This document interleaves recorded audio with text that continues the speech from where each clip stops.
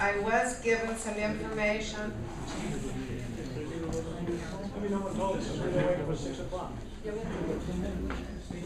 Should we wait 10 minutes? Well, it was agreed that the meeting would be at 5:30 so that we could learn about this wetlands mitigation and the green belts. And it is possible, I guess we should wait until 6 to see if anyone comes.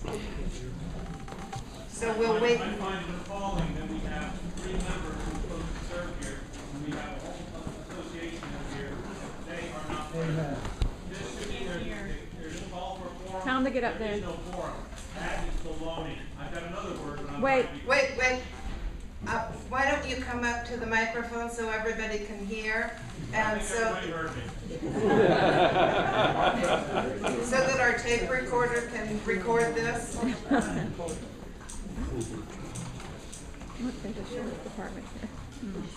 My name is Tim Karsten, and I'm very disappointed that I had to adjust my entire schedule. I just dropped my daughter's car off at a dealer, found out at a car repair. I came hustling back over here so I could be here at 5:30. And we have 3 members of this board who did not find it, without the consideration for every member here to show up to this meeting. That is appalling.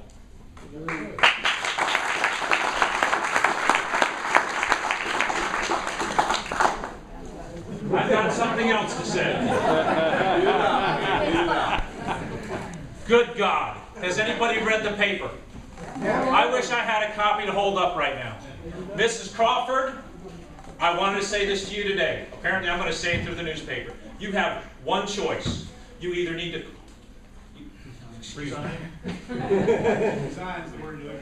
You need to either sue the paper or the people who are represented in this paper for libel, or this board needs to remove her from her office. If she fails to resign. Libel or resign, ladies. There is no choice. Mrs. Crawford, I stood up here when you failed to do your due diligence and talked to Ms. Crouch or Jan Frank, Mr. Crouch or Jan Frank. Well, apparently she's not here. I guess I'm like Charlton Heston. You failed to do your due diligence and interview those people over the phone. I talked to Alex Fambray, and I found out that she had several calls, so I know that on vacation you had a phone. You could have interviewed those people so you could have your questions answered. For those of you who weren't here, she stalled. She postponed. Billy, how long did we take to try to convince the board that we needed to have a vote on those 2 members? That was that October or November? September, and it seemed like now. Oh, I've totally lost it because I'm livid. It finally came down to Mrs. Crawford, who was voted into office by a majority of the minority, which was the term I used back then. 380 votes, people. 377. Oh, 377? Mm-hmm. I believe she told me she knocked down 1,000 doors. That's not a very good return. 1,200. 1,200 doors? Okay, like I said, over 1,000.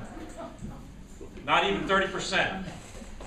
There's over 4,800 lot of votes in this association, and I'm sorry, this is bullcrap that these members are not here. Failure to do due diligence. Why did FSR have to send a letter to each one of the board members identifying that, by the way, you have not given us a notification signed and dated? Does everybody here understand that's happened? Yep. One of the things that Ms. Crawford said was FSR is unprofessional. She knows it. Ladies and gentlemen, I don't know anything less professional than trying to send somebody off packing with a note. You don't do business that way. Is it 6 o'clock yet? Let me see. We used to start these meetings too early because that way people couldn't say things. We have 5 more minutes. I'll try not to occupy our time. But that's another one. Unprofessionalism. if you need reasons to remove this president from her office and potentially from the board, failure to show up in a meeting that was duly called. Liable or gone.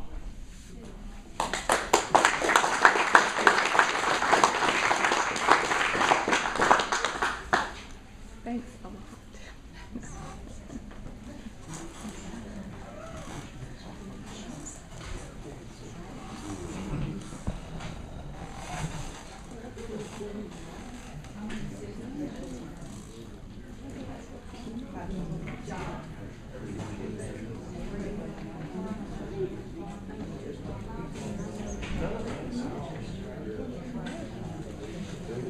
John, you gonna tell us about the signatures? Well, actually, I gave them to Rebecca, but for anybody who cares, yeah, I'll go.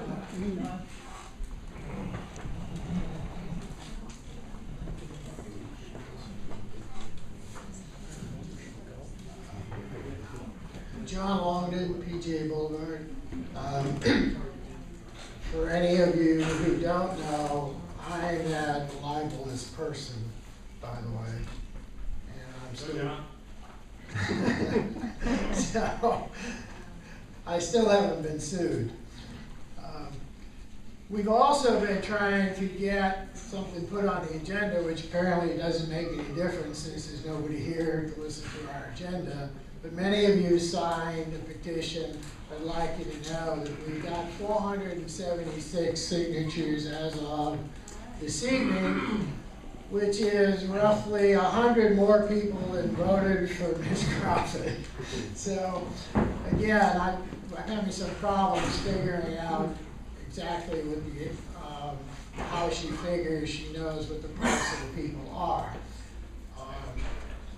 Right now, if we had one member show up, does anybody have a phone we could call Ryan Miller? I will, but he won't answer. Oh, why not? It's meeting night. Why don't you tell him we have a How vote? about if the rec center number calls? He hasn't answered 5 previous calls. Well, if he were to call in, then your problem would be solved because you'd have a quorum and these two people could then vote Ms. Crawford off the board. Apparently that's not going to happen this evening. Not off the board, but out of the board. Can't vote her off the board. Well, it'll be the same thing. No. Hey, So Bill. anyways, that's my little particular piece. That's who I am. I'll see if I can get Ryan on the phone. What about Bill Crouch? Where's he? Yeah, where's Bill? Yeah, where's Bill? Where's Bill Crouch? Alex, where's Bill Crouch? Yeah, this is Pete Peters, Zane, 2861 PGA. More background, the issue of being able to participate in board meetings was brought up and had a legal analysis back in late 2011, I believe, when I was on the board, maybe early 2012. And I've got an email train. While seeing our covenants and bylaws are silent on that, it falls to Florida statute. Florida statute 720 having to do with the homeowners associations is silent on a board attendance by telephonics. 718 for the COAs does allow board attendance by telephone, and 617, which is Florida corporations, which we are, also does. The caveat is, however, that the board member attending by telephone must be on a speakerphone where he can hear all of the discussions and comments of the rest of the board and any people at the microphone addressing the board for the meeting, the entire meeting, and also that the entire room can hear his comments over the phone. I am of the personal opinion, though I'm not a lawyer, I slept in a Holiday Inn Express once in a while, that the phoning in for one vote is a clear violation of state statute. And should anybody want to pursue that among many other things, I don't think some people on the board have a leg to stand on. What is of interest is that our D&O insurance, directors and officers insurance, will only insure board members if they inadvertently violate certain things that make them liable. If they have been advised that what they're doing is probably a violation of statute and or fiduciary responsibility, then they may be personally liable for any suits. Now, like I say, I personally don't want to go through the hassle of bringing a suit, but if I was on the board, I would be very careful of following the rules, what I voted for, and making sure whose votes were recorded for various things. I base this on not only that previous exchange that we had with legal back in 2011 or 12, but also on the fact that when I was on the board, attended not one, not two, but 3 certified Florida HOA, COA board training courses. If you don't know, your president decided to pencil whip that.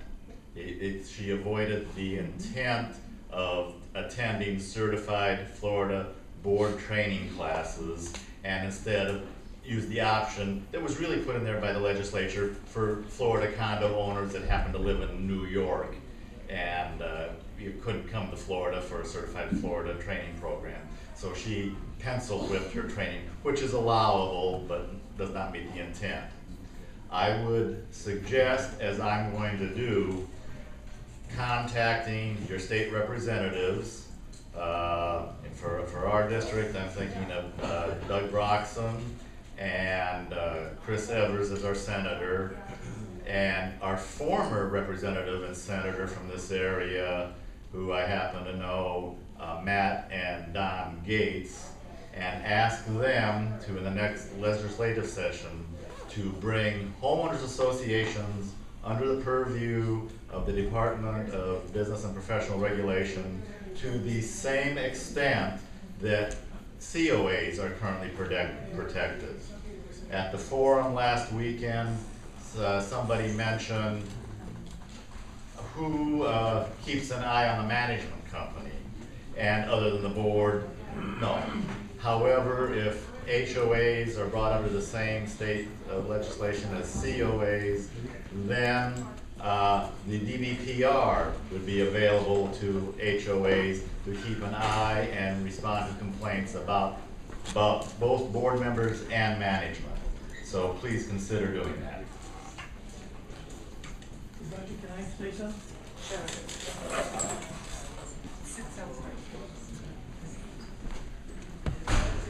My name is Billy Neal. I'd just like to say that I just attempted to call both Bill Crouch and Ryan Miller using the telephone here at the front desk, and neither one of them answered the phone. If it came from my phone, I knew they wouldn't answer, so we tried that. They didn't answer the phone. I'd like to share with you an action that I took after the town hall meeting on Saturday here. We had, I didn't do a head count, but I just roughly estimated there was probably 50 to 75 people here. And I have been communicating with the board, both face-to-face and via email messages, since the action that they took at the board meeting last month, which was not properly noticed, to indicate that termination was even to be discussed. I also would like to say that at that town hall meeting on Saturday, there was a copy of a spreadsheet passed out. I have it here, Billy, if anyone wants a copy. There are some copies available if you weren't here and didn't get one, where I had requested that they document where they were coming up with $330,000+ worth of savings in the first year by the termination of this contract. They finally did it at Saturday. Bill Crouch's wife was in attendance. He had another commitment, but she shared this document, which leaves an awful lot of questions about, okay, it's time to dot the i's and cross the t's and really indicate where it comes from, because this is maybe a starting document. Since that time period, a former member of the budget committee here for the past 2 years did an analysis of those claims for the savings, and there's a 3-page document here that's available for you to pick up if you want to, with that person's analysis of what I call here blowing smoke. They at the front desk? They're at the front desk. Okay, they're at the front desk before you leave. After the meeting on Saturday, I sent all the board members an email, and I said on Saturday, January 10, 2015, 50 to 75 members of our community attended a town hall meeting at the Holly Buddy C Record Center to address and listen to individual concerns with the recent decision made by 3 members of the Holly Buddy C board and the process used to provide a termination notice to First Service Residential for management service. This action was taken by the board at the December 2nd, 2014 board meeting without proper notice to the membership, that the issue of contract termination would even be discussed, and more importantly, that a motion and/or vote would be taken on the issue.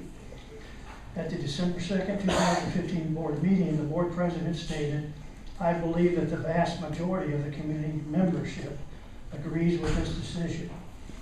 However, when the question was asked of the members attending the town hall meeting, less than 5 people indicated they'd been asked. So, as I've done in the past, when I get a group together like this, could I get you, if you were asked whether or not you support termination of First Service Residential, please raise your hand." Okay, that's at least 3 of the same people that were indicated they were here on Saturday, I think. I can't see who this person here is. I was asked a long time ago. Okay. I mean, this was part of the process of nominating and voting for people and whatever, way back then. Okay, well, my point here is that the board president at that meeting stated that she suspects or believes that the vast majority support the decision. And it's just like tonight. The vast majority haven't even been asked, so how would she know? Additionally, I contacted more than 1,000 people, and not one person came back and told me that they had been asked. There was people that come back and told me that, yeah, they concurred with the decision. I may agree with that decision also if I'm showing facts that justify that action. But normally when you enter in a contract with somebody, if they're not performing up to the contracts, you have a discussion and you talk about what you're not doing and what you need to do if you want to continue to have this contract. You know, I don't think that process was ever done. Addition. You asked who, Say again? you asked who supports termination. You didn't ask the other question.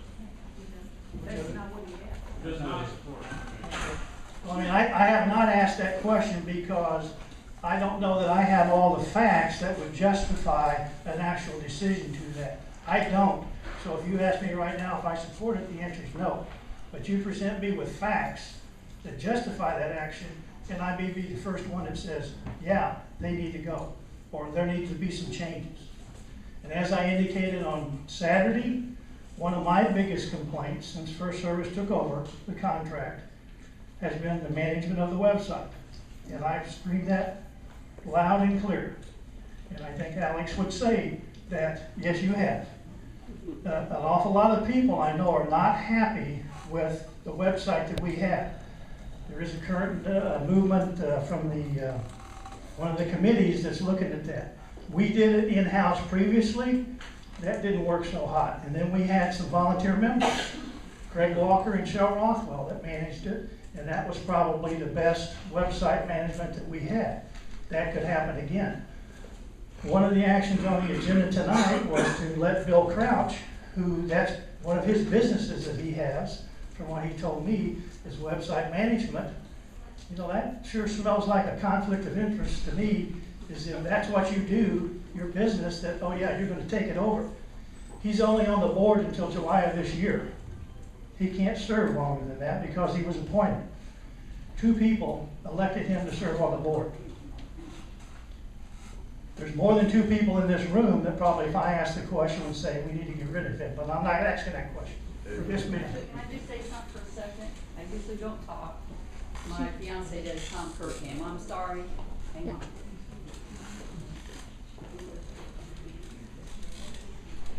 Louise Millhouse, Indigo Drive. I just got a text from my fiance, Tom Kirkham. I'm sorry, I'm not a talker. I'll probably turn bright red. Hold the mic a little closer. Thomas Kirkham, called him. He has talked to Alex Crawford. I've never met the lady. We've only been here a year and a half. We came in March of 2000. Okay, we bought a new home here. We're having land problems, but that's beside the point. I had him call her because she called because she knows she's having problems here with everybody. She knows she's upset everybody, and she knows we're all upset. Unfortunately, Tom's working full-time at Lowe's now, and he can't attend, which is upsetting because you hear that we're Saturday. He did stand up for a while, and he said that he's the one that was concerned about who's watching the hen house. I'm sorry, I'm like him back here. I'm not sold yet, and I'm not unsold. I'm in the middle. He is. He was with the prior board, so he sees the problems, and they wanted to get rid of Alex at that time, the general manager, but that kind of passed through with that board. Nothing ever happened with it. The new board, come on. The only 2 members I've ever seen at any meeting are these 2. So the gentleman that got up and said something to them, I'm sorry.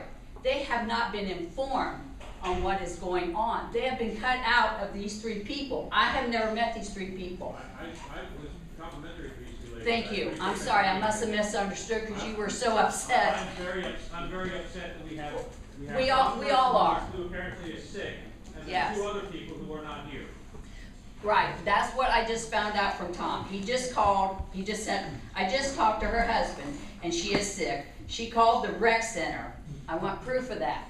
She called the rec center and told them. That's all he said. At what time? I don't know. He didn't tell me what time. I'm sorry. 5:20, her husband called and said she was ill. Oh. 5:30 meeting. Okay. Right. Very convenient. Okay, the other 2, I don't know if Thomas met the other 2 yet, because he hasn't been able to come to any of the meetings. But as you know, they won't talk to him, they won't even, find out. So I'm sure, unfortunately, all 3 of them have talked again together. You 2 haven't, have you been informed she was sick? You acted like you didn't know what was going on, which, one of them should have called these women. I'm sorry, I shouldn't burst out so much, but after a while, I just met a new lady. She just moved into the association. She's been here 2 months, the one I was sitting beside. I said, I'm sorry, but you just walked into a hornet's nest. I walked into it too. Unfortunately, it's a shame that we have a board like this, and I'm getting like he is. It's very upsetting that we have a board like this, and my fiance said, you can't get rid of them. It's like a city council, unfortunately. Once you put them in, am I wrong? No. You're a problem. Yes, you can. Yeah, you can cover that. And then there's, now I noticed a gentleman that was sick during the last board. They did decide to get rid of him, but then he resigned, which was a shame, because, and you know what I'm talking about. I'm sorry, I don't know the people as well as you all do, I'm sure, because I see a lot of faces. I've seen a lot of the last 2 town hall meetings, which I have learned a lot since I've been here. And I thank you 2 for being here and putting up with all this.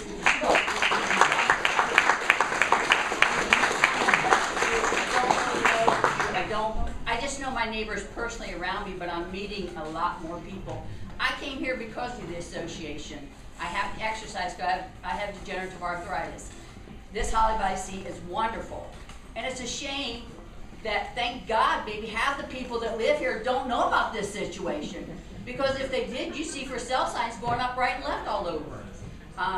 It's really a shame that we can't work together here, show peace and love instead of all this fighting, because it's really upsetting to everybody. know, we need a peacemaker, we don't need a fighter, you know, every meeting I come here and every town hall meeting is fighting, fighting, fighting. And I tell you, I didn't come down here for this, that's why I quit coming to the other board meetings, because it was so disruptive, I just stopped. And I'm sorry you're leaving, I will get away from the mic. And I feel for everybody here, it's just a shame that this is happening to everyone that lives here, because it's I don't know what else to say. I'm sorry. Thank you for your time.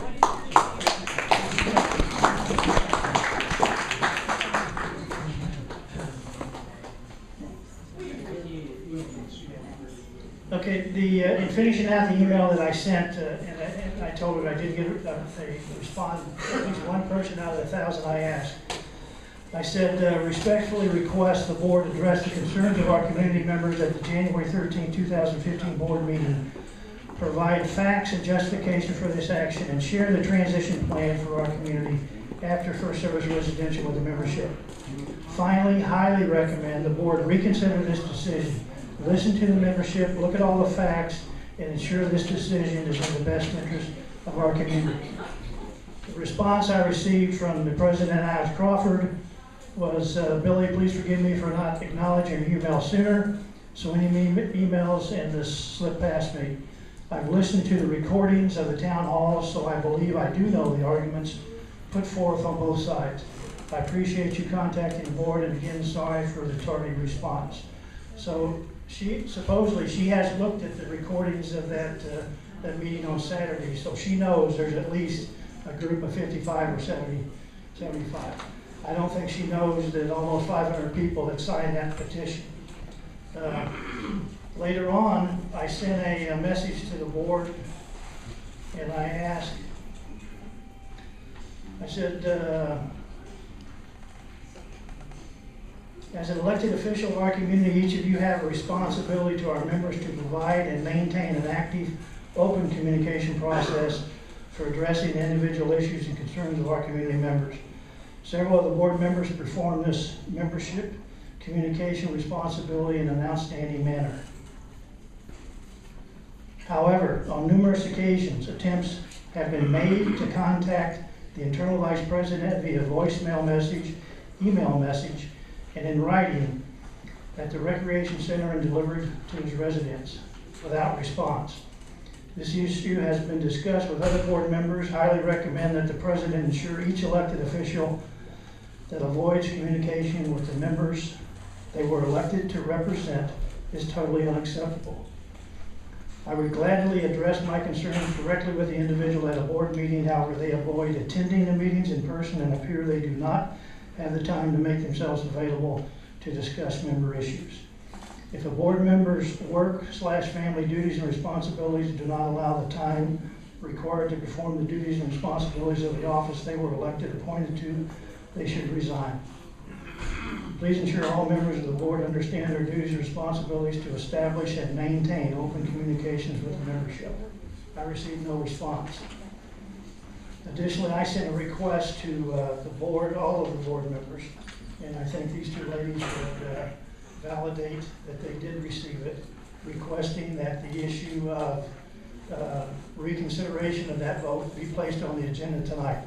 It was on the initial draft agenda that was sent out, and on Saturday, Alex Crawford, the president, sent the general manager an email message with a new agenda for that item being removed.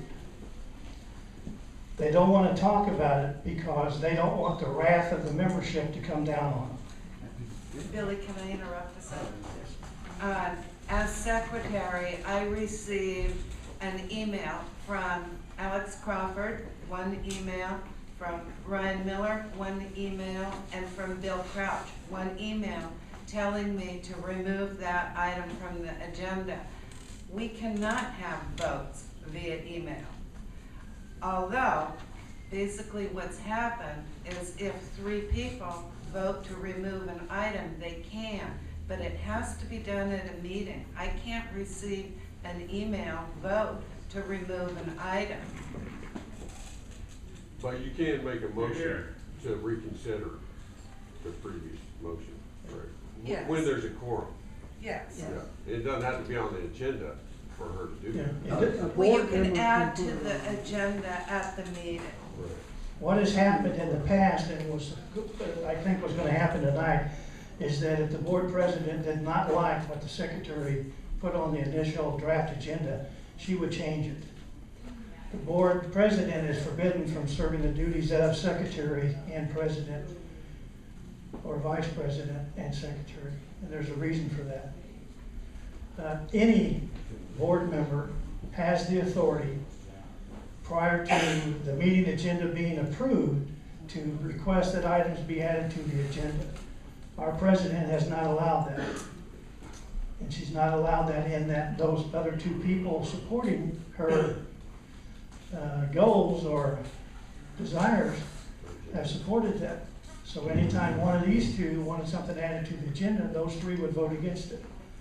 Now, there is a way that the membership can address these issues if they don't get the message from the membership. And that is to request a special meeting. And the purpose of that special meeting is none other than to remove members of the board of directors. It's not a recall.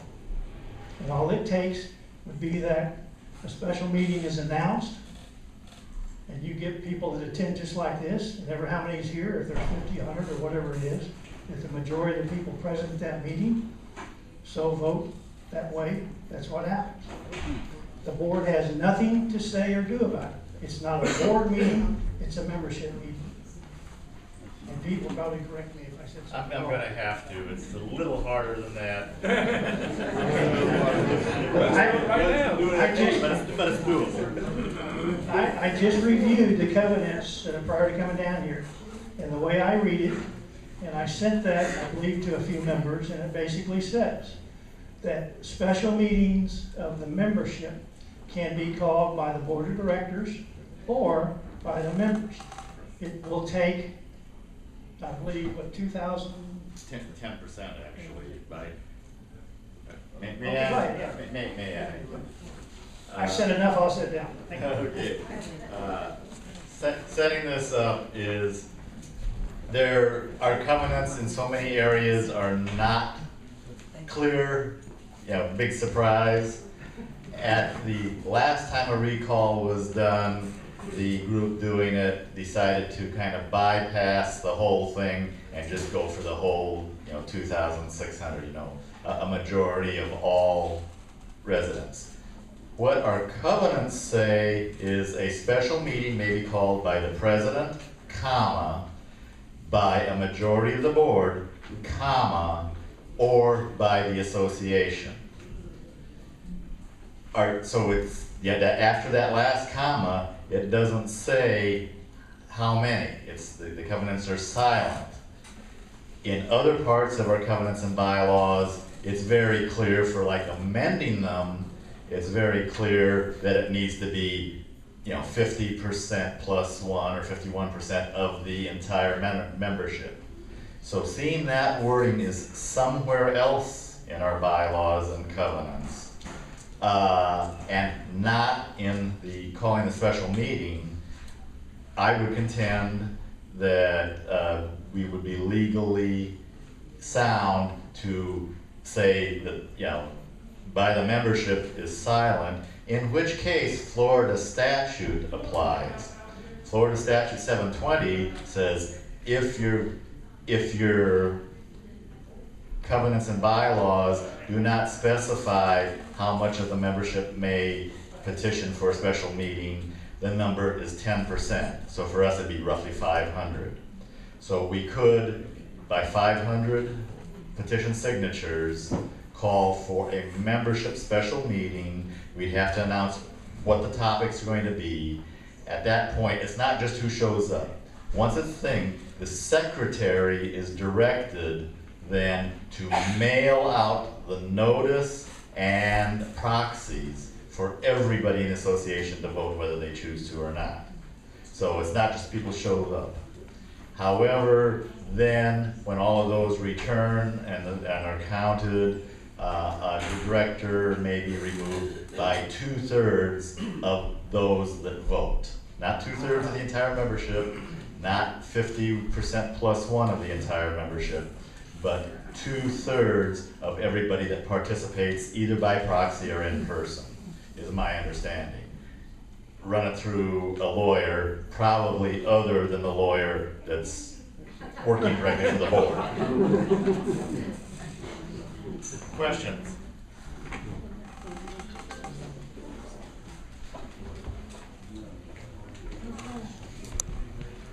There seems to be a lot of confusion in regard to the agenda, but I wanted to let you know in 10/25/2011, our board of directors developed procedures for agenda requests. And essentially there are 3 different categories. The request of this board was, if possible, all requests should be submitted a week prior. I'd even like a couple more days than a week, but that's what this procedure says. Committees, please submit a request to be added to the agenda if board action is necessary. Announcements or non-action reports should be submitted in writing and will be accepted and attached to the minutes. Please be prepared to attend the meetings and request of the board to assist in updates. Clubs, announcements or non-action reports should be submitted in writing and will be accepted to be attached to the minutes.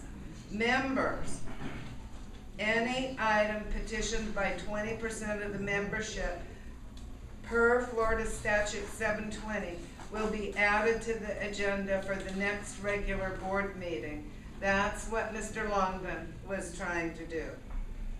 All other requests to be added to the agenda of a regular board meeting or special board meeting, please submit your request in writing with an explanation of the issue to be addressed. Please include any and all other information that may assist the board in determining the urgency of addressing such an issue. To the board secretary, requests can be made in writing at the Recreation Center or by email. I'm gonna request that our general manager posts this and perhaps make some copies available if anybody would like to take one, so you know what the procedure is.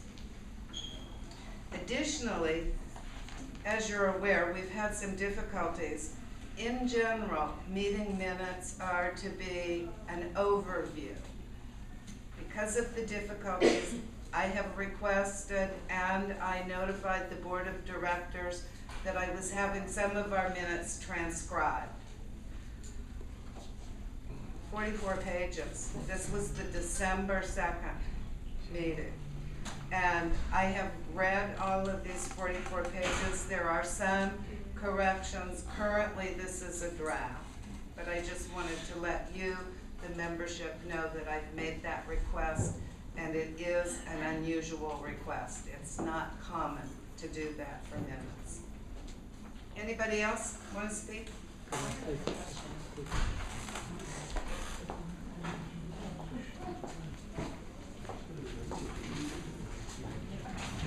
On Harper Olympia Street. I'm a little ticked off because I teach on Tuesday evenings and I found a sub so that I could be here with the long-term committee and as a community member, and I would love to be able to go to Alex and recoup my pay that I'm losing tonight. That being said, what happens now? Pete mentioned with the architectural committee, there are people who are waiting for decisions to be made, and so what happens to those decisions, and then also what happens on February 1st, since there's no meeting to make decisions. So I don't know what the process is, maybe Pete, you can address that, but what happens now? Well, I know that architectural variance requests that are not acted upon one way or the other by the board within 60 days are automatically approved.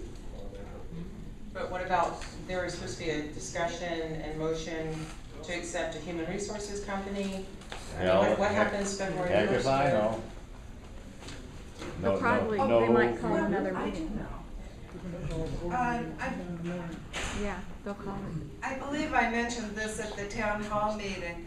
The board members have all received individually, not as a forward to each of us by name on one copy. So individually, I received a letter from First Service Residential General Counsel, their attorney, stating that the letter submitted to sever the contract was not acceptable. That letter was not acceptable. The letter that was submitted to Mr. Dan Buckner the night of December 2nd, he received 3 copies. It was the same letter. The reason it wasn't accepted is because it did not meet the terms of the contract. The contract was not followed to sever the contract. So basically what counsel, the attorney for First Service Residential, said was that they have to meet the terms of the contract. I'm not exactly sure what that means, but my interpretation is the clock starts again at 60 days when the contract is followed. Yep. So, do you have any questions about that? It's confusing.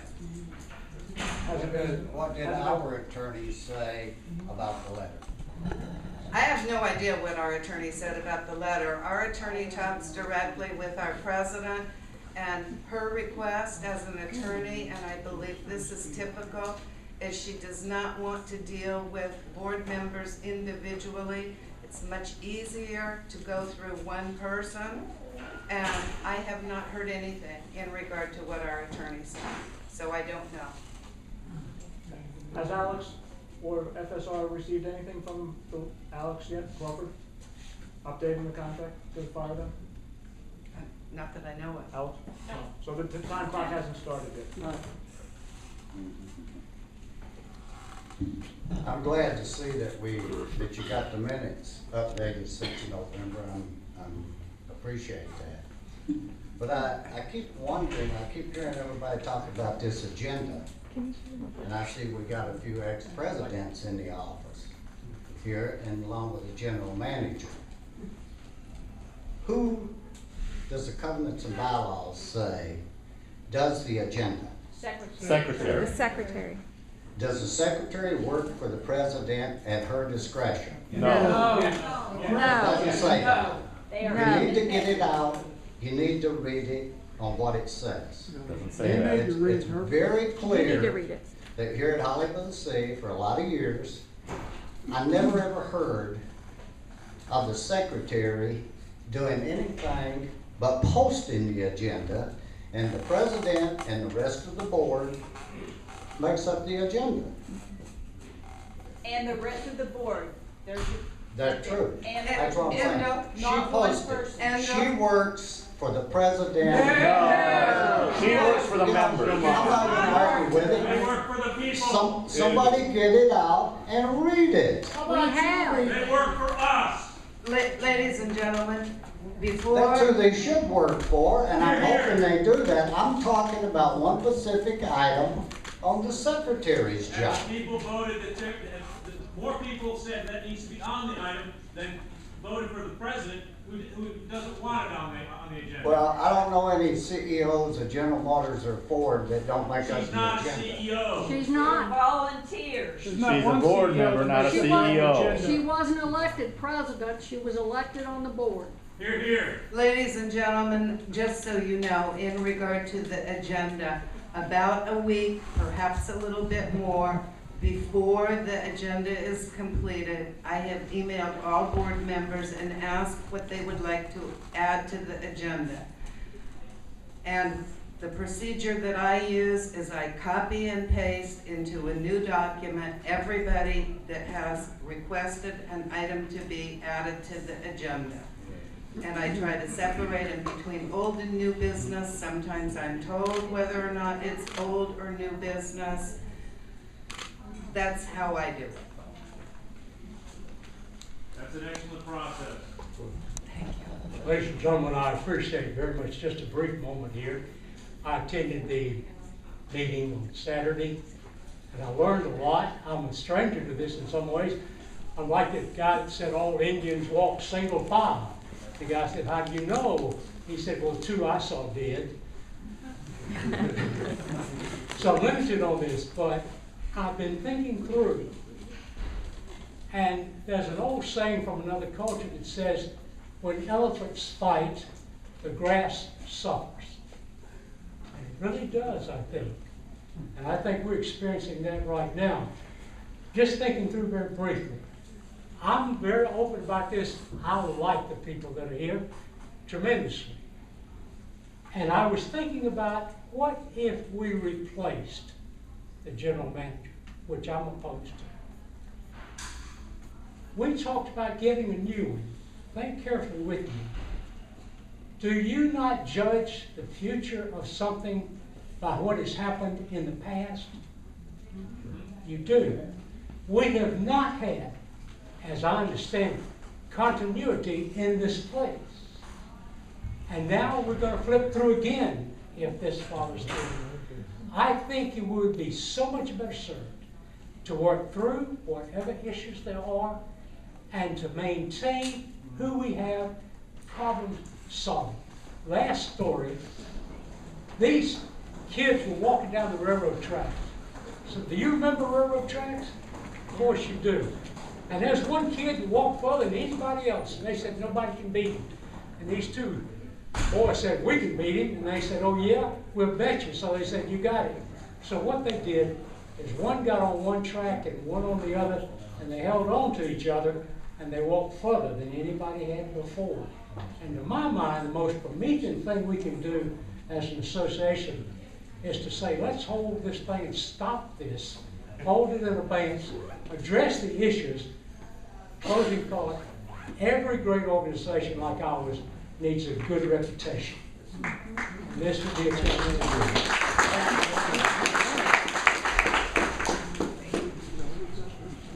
Tim Carson again. Just in case you folks hadn't heard, apparently Alex Crawford is sick, but that's one. We didn't get calls on the other 2. I find vacant chairs a very telling story. I've spent most of my time in the military as a war planner. I train colonels and whole bunches of different people on the thing. There's this guy, I don't know, George Patton, he might know something about war, I don't know. He said the greatest enemy of a good plan is the dream of a perfect plan. The greatest enemy of a good company, of a good manager, is a dream of a perfect company or manager. 12 managers in 12 years. Who's stupid enough to come work for us? You came from Arizona. And she was ordered to. I'm sorry, folks. Pete, how long did you search for a general manager? For a standalone, but between the search and interviews, it was 5 to 6 months. And did you ever find a general manager? We found 3 that had some experience and already had CAM licenses. By the time we collected enough to have 3, so 3 bids, that kind of thing. 2 of them had already taken other jobs. We interviewed the 3rd one, who, after the interview, follow-up a month later, declined to accept the job. Smart person. At which time the board at that time said, okay, well, let's look at management companies. I wasn't really crazy about them before then, but we needed adult leadership. I'm seeing the paper and read what's in the paper, that had we followed the contract, allowed the management company to do their job, then we wouldn't be having the county and the state investigating what's going on around here at this point in time. One would hope. I'm just reading what's in the paper. One would hope. So, okay, sorry. Enemy of a good relationship is the dream of a perfect relationship. And we've already had a board of directors run this association, and it hasn't worked out since 1990 something. So, just all yours, sir. Jan and Rebecca, I appreciate your service, I really do, because I was dumb enough to do it myself, so. One thing I just wanted to pass out, there was a reference made that First Service had worked for us before. My name's Mike Hart, 2628 Citrus. Previously, we decided to give the he-ho to First Service when I was on the board, and I'll be honest, I did not agree with that decision. And we even, after talking with First Service and probably realizing that it really wasn't it was kind of a brash move that probably wasn't well thought, First Service, Dan Buckner, approached the board. He was kind of taken back that we hadn't, as we discussed here, brought something up to them and say, hey, can we work on this? They obviously were rehired, and there's a reason for that. I mean, we seem to have not wanted to talk to them to kind of hash these out. At least the current board has done that. First Service in the past, the first thing they did when we renegotiated their contract was give us 6 months free. They didn't even blink. 6 months. Okay, so we're talking what, $25,000, like that. And I know Alex will get mad if I say this, but Alex, as the manager, is probably accepting a salary that's $15,000 to $20,000 less than the industry standard. And she did that. So this woman here took a $20,000 pay cut because she wanted to support First Service and get the contract back, personally. And I think that's extremely powerful. They provided what we call a 30, 60, 90 day get well plan in which all the, you call them discrepancies, were annotated on a piece of paper, a big long spreadsheet, again, a big Microsoft project chart. And I was one of the ones that was tracking this. Beth Walter was all of this as well. And we found that 30, 60, 90, they met every or exceeded every timeline and metric that we put in front of them. But mind you, we were the ones that said we need these things fixed. This has not obviously happened at all. The little sneaky letters that obviously have been deemed to probably be unacceptable, but it also stinks of a vote prior, obviously. There's no, like I said in my little quote in the newspaper, CSI Navarre, you don't need that to figure that one out. And again, that's just my pitch to these folks. Obviously, probably that we terminated their contract the first time with my board was probably because we probably didn't communicate ourselves together. I don't think the First Service realized kind of the magnitude of this town, and I don't think we really knew what to do with the management company. So again, it was kind of, I won't say fault, but it was probably both our faults. And then there was a lot of plinking at them, we don't like the website, or now and then, but eventually we got it right. And I'll make another pitch because I, as the president at the end, I spent a lot of time, and obviously this isn't really happening with these two women, it is with the management company, but I spent a lot of time discussing things with Alice pretty much a day, once or twice a day, and I'd swing by just to make sure that we were on the same sheet of music. And I'm not giving too many personal secrets by Alex, but again, Alex lives down in Fort Walton Beach, and she actually was talking to me when we knew there was an election coming up, and some of the folks that were running weren't necessarily First Service fans, and they made that very clear at the during their campaign. And Alex was just kind of concerned because she actually, though she won't admit it, wanted to actually potentially move closer to here, buy a home, so she could be more responsive to this place. And again, when we talked, it was like, hey, I'd love you to do that, but I'll be out of here in a month or two, and I don't know what that means. But again, yet a second indication that her personally, obviously as a First Service employee, was willing to, I'd say, that's not to sacrifice, but that's getting up and moving closer to be more responsive to all of us. And I think that's really powerful. And again, they were not given any opportunity whatsoever. Dan Buckner is a great individual. He's a great gentleman, and he's willing to do about anything. And I won't say what they would have necessarily given into, but again, they most certainly would have had some concessions, I have no doubt. So that's kind of where we are on one, well, depending on what our legal opinion is with Michelle Ankers, I mean, it could be, hey, we don't agree with you. And on 1 February, Alex has a box, the day before she has a box out of her office, she's gonna walk out to her car and sit down, and she's done. They're not under contract to make they're not under contract to make their firing easier on us, right? Right. They're gonna do their job professionally up to that last day, and they're gonna put their crap in a box, and they're gonna walk out to her car, and that's it. Passover, turnover, Plan B, website, billing, it's gone. And again, I'm glad that you two women are here to kind of be picking up the pieces, or whatever you want to call it. But again, that's just and I said, obviously I have, I spent a lot of time with the First Service folks, and I really, professionally, I enjoy them, personally, I enjoy them, they're great people. And I think if given I won't say given a chance, but I certainly don't believe they were given a chance this time around. And I think, as everyone said, continuity, 12 managers, that's absurd. And again, as the gentleman alluded to, a pretty darn good 80%, 90% solution is better than, and it could be higher than that, I assume, but it's better than a start over again. Thank you.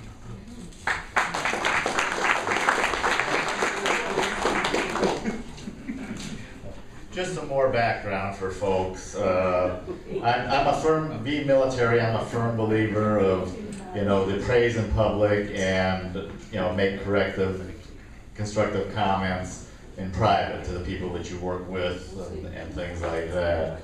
So back when I was on the board in First Service, there's differences. I still think there's differences, but I say that most of that criticism for private.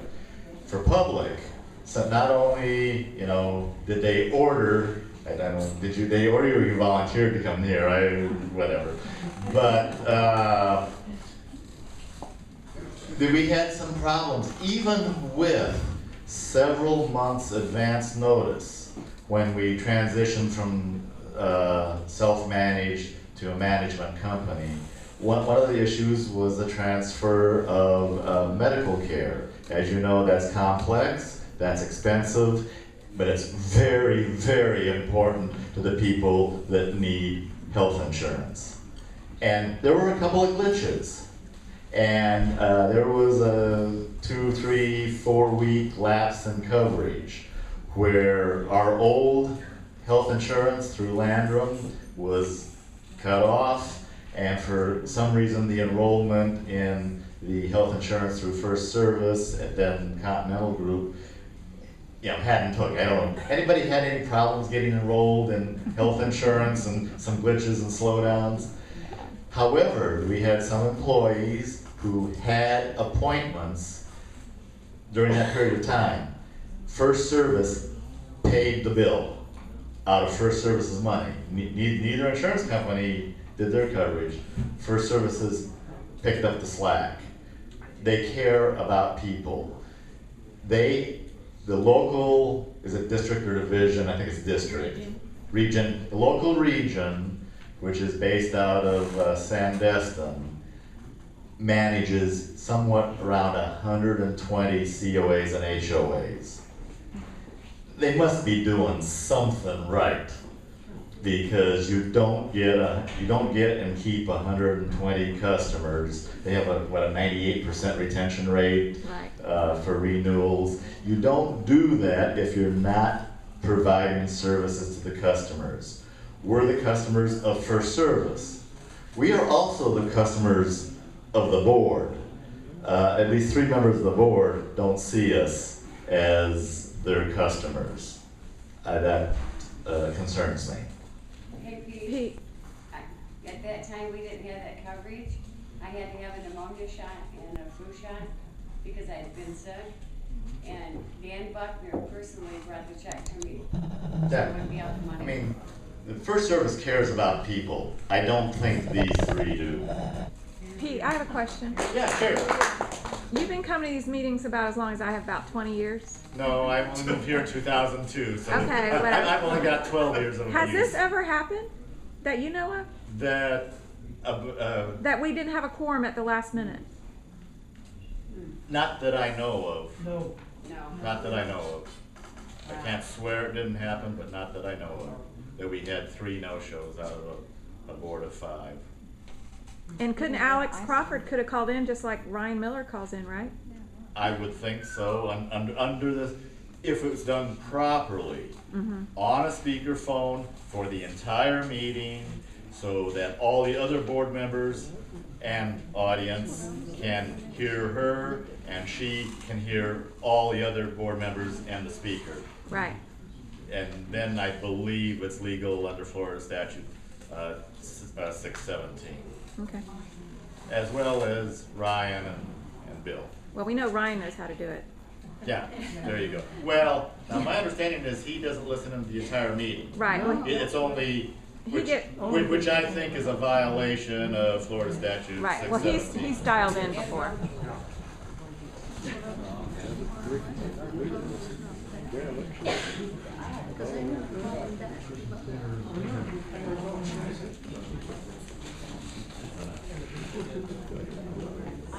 Folks, one final thing I'd like to say is if you have concerns or issues individually, please get the phone number and or email address of these 3 board members and send them your concerns. You can send it to the Holly by the Sea Board of Directors email, and they should get it.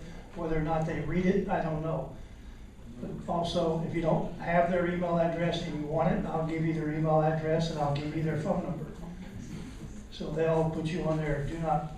My understanding is if you send it just to that board of directors ID, only Alex Crawford gets it. That changed. When she first assumed the position of presidency, that was the case. But that changed as of, I believe, the 17th of December. Okay, good. So I'm just going through that. Saturday. Okay. Okay. But, Saturday, too. you know, it's to the point where when I send them something, they just ignore it because Billy's complaining again. So the more of you people that are new faces or numbers that she doesn't recognize, the better it is. A closing question, a clarification probably from the general manager. The fact that this meeting was not highlighted on the home page of the web page as an alert or news, was that directed to you or just got busy or? I thought it was on there and on the calendar. And It's we on did the an email it's on the last calendar, but it was not on the home page where there's either that news section on the lower right or the alert, the crawl across the top. I'll have to check that. I didn't realize that. Was it on? And that might, It was I'm on the not a official guy. Was Facebook it on page. Facebook? It was on Facebook. Okay. And Twice. the third thing is if the president does call a makeup meeting, can we be somewhat comfortable that we'll have as wide notice as possible, knowing that it's only necessary to post it 48 hours ahead?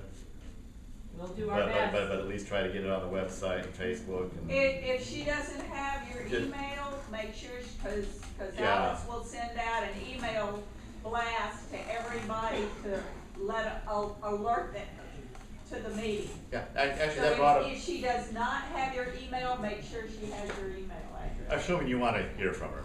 A quick question, do you know how many valid Holly by the Sea email addresses are now in the First Service residential email? It's a little over 2,500 last time I. Okay, so half-ish. And Sandy, do you happen to know how many have signed up for the email blast from the Holly by the Sea News? We have about 700. Okay, thank you. I just have one question. It's either I missed something or it's answered, but you can't use it. I'm sorry, the question I have that I don't, at least I've missed somewhere along the way. Since the notice was not done properly, does First Services not have the discretion to say we don't accept it and continue through the first? So that way at least we know where we are. Because I just want to make sure and kind of, I just still wasn't sure everyone's, what are we doing on the first or whatever. They can say we don't accept it and they just go business as usual. The clock will start ticking when they receive a properly noticed letter following the terms of the contract. And I don't know when that might occur or even if that will occur. But the 60 days will not start until the attorney receives a letter that follows the terms of the contract. So at this point, February 1st is a moot point. Yes, correct. Okay.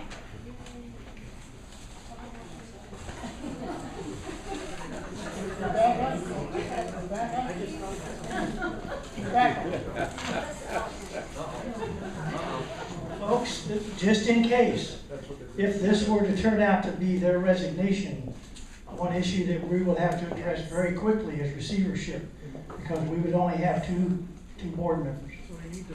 I don't, So she that- will never resign. Well, okay, I'm just saying, if in fact that was to happen, you never know. Once we get two board members, we've got a certain timeline on where we have to rectify that, or we go into receivership. I guarantee you, she will never.